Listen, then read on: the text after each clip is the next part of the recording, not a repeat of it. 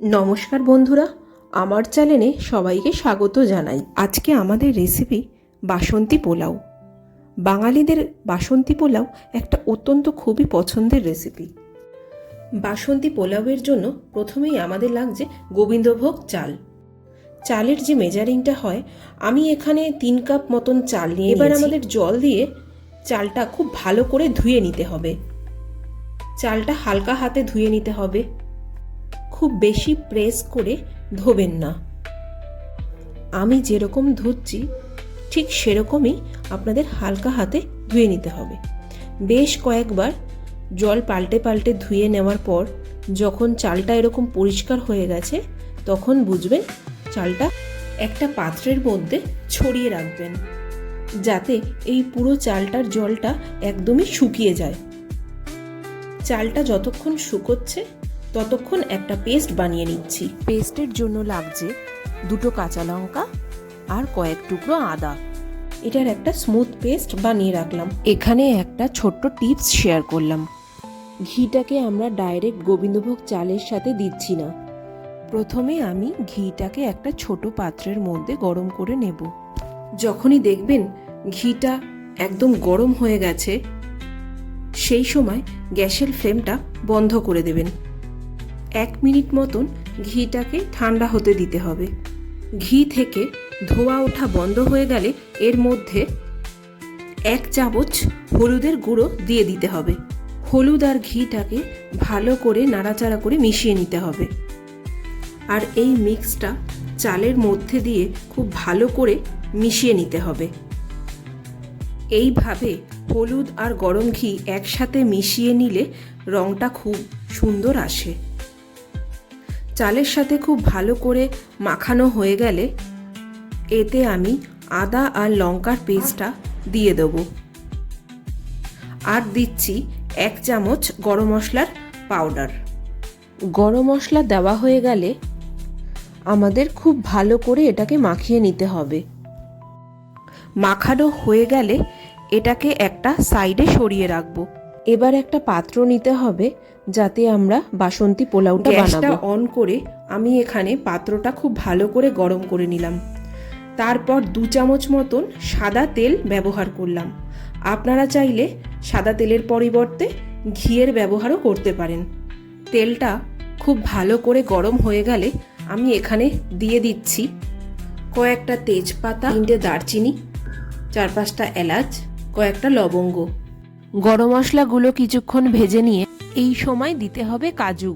আমি এখানে গোটা কাজুকে ভেঙে অর্ধেক করে নিয়েছি।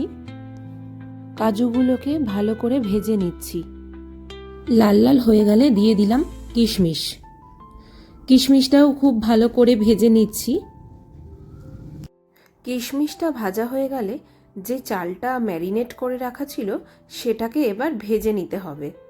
তাই পুরো চালটা আমি ভাজার জন্য রেডি করছি। পাত্রটির মধ্যে সমস্ত চালটুকু নিয়ে ভালো করে ভেজে নিচ্ছি।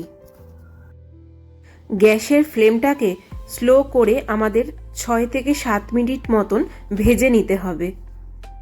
ভাজতে ভাজতে যখন দেখবেন চালটার থেকে খুব সুন্দর একটা গন্ধ বেরোচ্ছে তখনই আমাদের চাল ভাজাটা হয়ে গেছে বুঝে নিতে হবে। এবার জল দিতে হবে। জলের পরিমাণটা এখানে খুবই গুরুত্বপূর্ণ। বেশি জল দিলে এটা ওভারকুক হয়ে যায়, আর কম জল দিলে চালগুলো ভালো করে সেদ্ধ হয় না। তাই একদম সহজভাবে মনে রাখার জন্য বলছি, যদি 1 কাপ চাল নিয়ে থাকেন তাহলে আপনাদের জল নিতে হবে 2 কাপ, আর 2 কাপ চাল নিলে মোটামুটি 3 কাপের মতন জল। চাল খুব পুরনো হলে জলের পরিমাণটা একটু বেশি নিতে হবে। গোবিন্দভোগ চাল পুরনো কি করে বুঝবেন? চাল একটু সাদা আর লালচে ধরনের হয়। যেগুলো লালচে ধরনের চাল সেগুলো একটু পুরনো চাল হয়। মানে 1 কাপ চালের জন্য 2.5 কাপ মতন জল নিতে হবে। এর পরের স্টেপেই আমরা দিয়ে দিচ্ছি স্বাদ মতন নুন। মোটামুটি আমি এখানে 2 চামচ মতন নুন নিয়েছি আমার পরিমাণ মতন। নুনটা ভালো করে মিশিয়ে নেওয়ার পর দিয়ে দিতে হবে স্বাদ মতন চিনি। আমি এখানে 4 চামচের মতন চিনি ব্যবহার করেছি। আপনারা খুব বেশি মিষ্টি পছন্দ করে থাকলে চিনির পরিমাণটা একটু বেশি দিয়ে দেবেন। আর ঝালের জন্য এখানে দিয়ে দিচ্ছি কয়েকটা চেরা কাঁচা লঙ্কা। এবার এই সব কিছুকে আমাদের খুব ভালো করে মিশিয়ে নিতে হবে।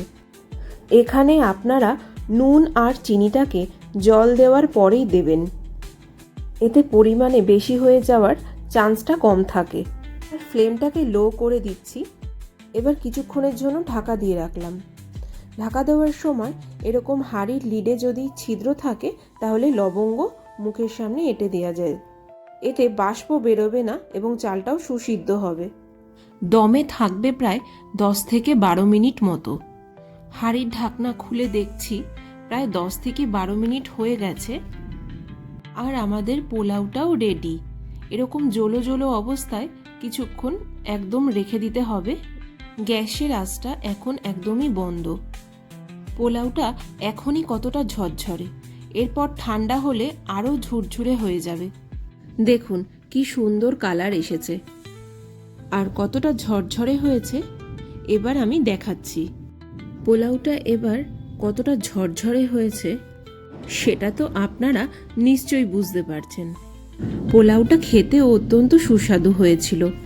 কত সুন্দর আর ইজি পদ্ধতিতে আমি এই পোলাওটা করেছি, তাই আপনাদের সাথেও শেয়ার করলাম। তাই আজকের এই নববর্ষের দিনে আমি স্পেশালভাবে পোলাওটাকে পরিবেশন করছি কাঁসার থালায়, আর সাথে আছে চিকেন কষা। তাহলে আমার এই রেসিপিটা যদি আপনাদের ভালো লেগে থাকে অবশ্যই লাইক, শেয়ার এবং কমেন্ট করবেন এবং চ্যানেলটার পাশে থাকার জন্য সাবস্ক্রাইব করে দেবেন, যাতে আরও নতুন নতুন ভিডিও নিয়ে আপনাদের সামনে হাজির হতে পারি। সবাইকে জানাই নববর্ষের প্রীতি ও শুভেচ্ছা। দেখা হচ্ছে নতুন ভিডিও নিয়ে আর নতুন নতুন রান্না নিয়ে।